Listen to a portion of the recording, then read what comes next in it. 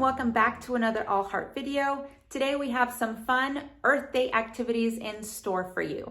Now keep in mind that just because these activities are specific to Earth Day doesn't mean that you can't recreate these activities at any other point throughout the year. I do feel like there's really important concepts that your children should know about, so I definitely do suggest that you try these out with your little ones.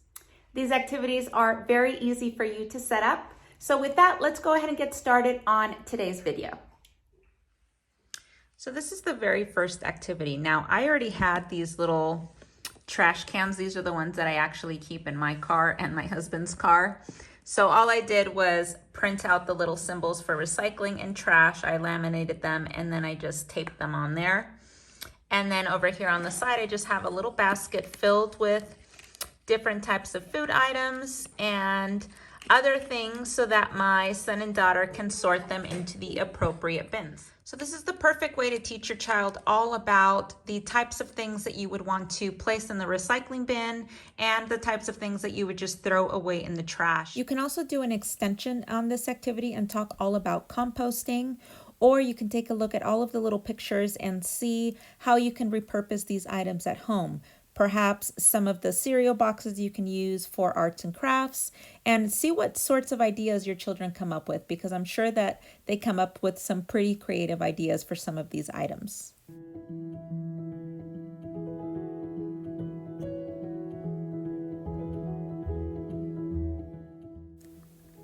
This was a nice, easy activity to be able to set up. All you need to do is figure out what pictures you want. You don't even have to laminate them.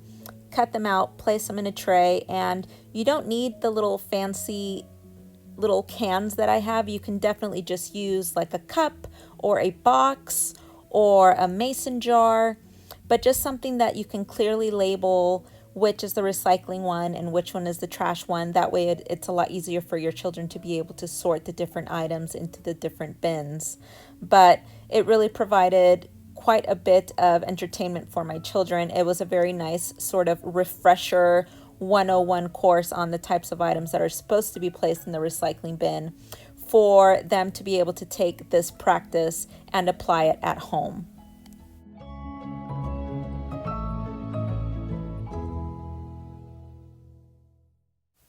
So this next activity is going to be all on oil spills and the oil contamination in our oceans.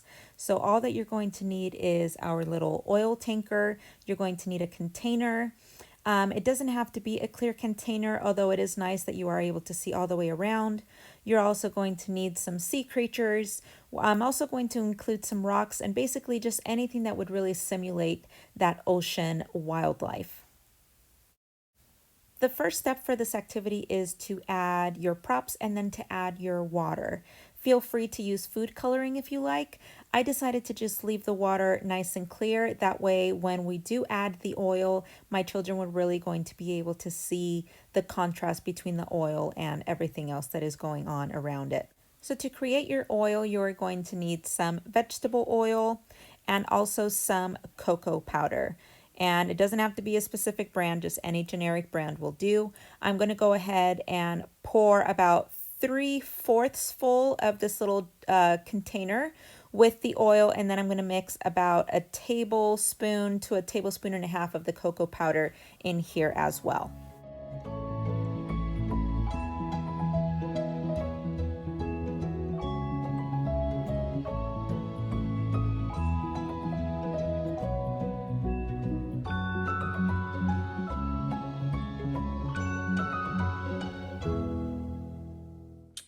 So on the side, I've given them a few cleaning supplies. So they've got a few paper towels here.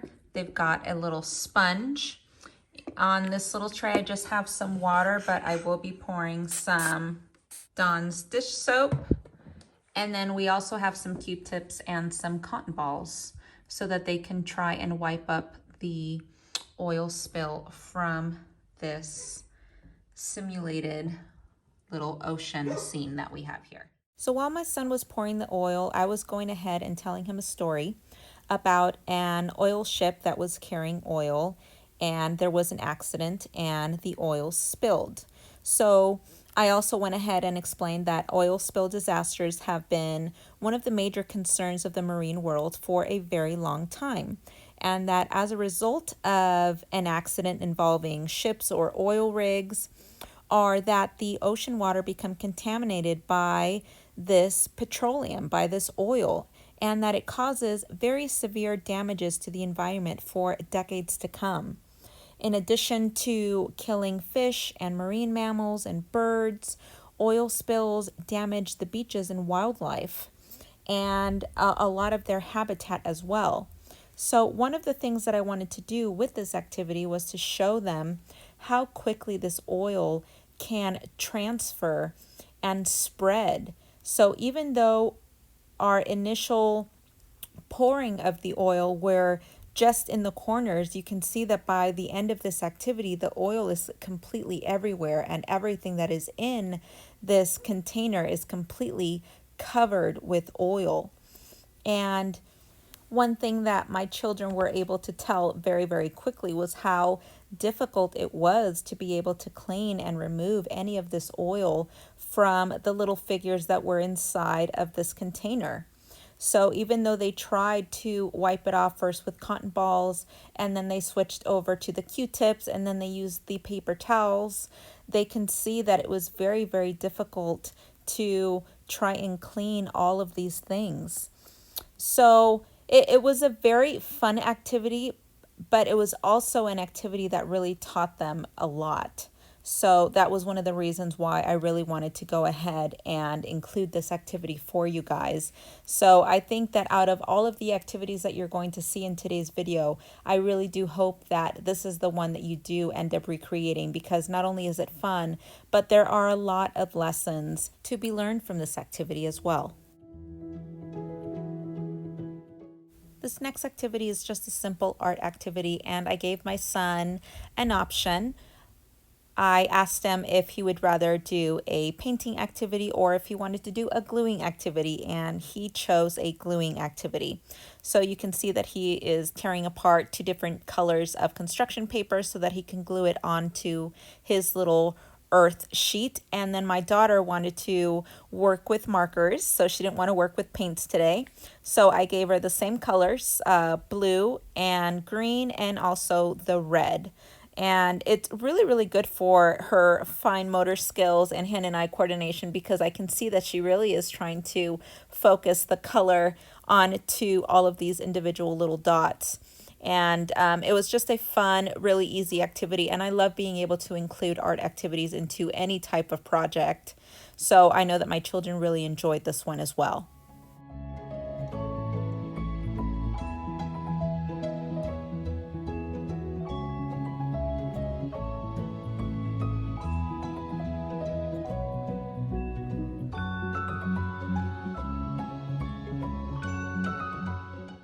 This next activity is a sorting activity. So I concentrated on water, land, and air pollution, and my son's job here is to place the label to the appropriate picture. Now, another thing that you can do with this specific activity as an extension is talk about the pictures. Talk about what sorts of things would lead to water contamination, what sorts of things would lead to land contamination. So I know that for the air pollution, my son mentioned cars and also smog. And then for water, my son mentioned chemicals, oil, and trash. And then, of course, with the land pollution, my son also mentioned trash. You can also talk about the different things that you can do to help a lot of these situations, such as recycling and being able to do trash pickups if you do volunteer work and you decide to go to the beach and volunteer to pick up trash, or riding a bike instead of driving everywhere. So talk about these things with your children, because a lot of their answers may surprise you.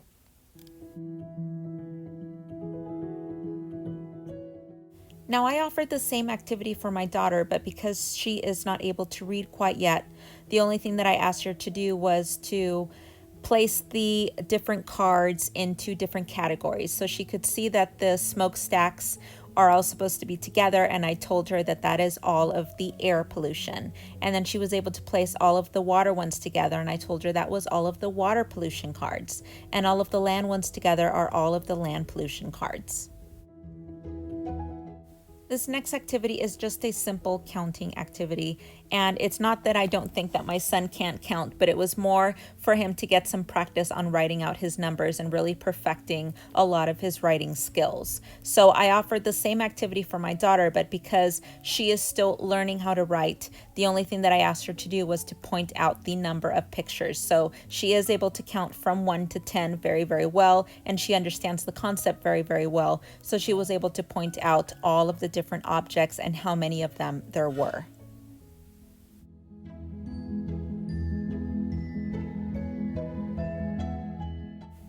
This next activity was just a way of getting out of the house and taking a walk outside in the fresh air and sunshine. So we like to take a lot of nature walks, and a lot of times we like to be able to bring some things back. So the only thing that I asked my children to do was to try and find things that simulated different colors in our rainbow. So they just love being able to kind of pick and choose different things, bring them back home, look at them under the microscope, and really see how beautiful and vibrant a lot of these colors around our planet are. So if you have a chance, take your children outside, take a walk with them. It's really nice to just be out and about in nature and let them really experience all of the beautiful things around our planet.